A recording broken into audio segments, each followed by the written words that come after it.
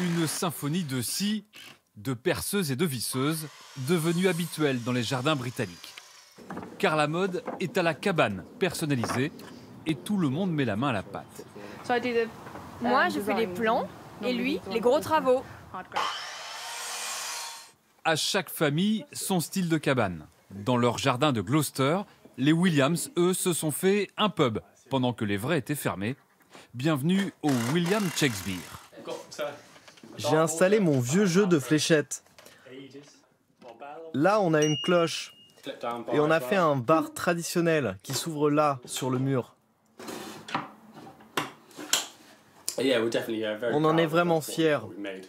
Et on n'a pas d'heure limite pour commander un verre.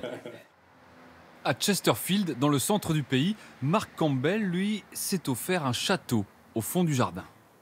3,60 m de hauteur au sommet de la tour du guet, une forteresse construite à la force du poignet.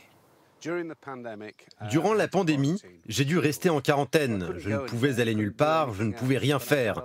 Et j'avais beaucoup de temps, donc c'était le moment parfait pour construire quelque chose à partir des contes de fées pour ma petite fille.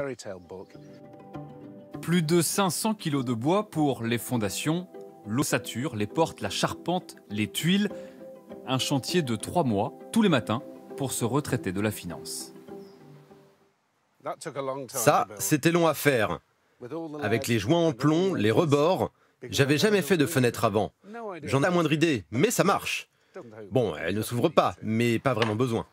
À l'intérieur aussi, Mark a poussé la perfection jusque dans les moindres détails.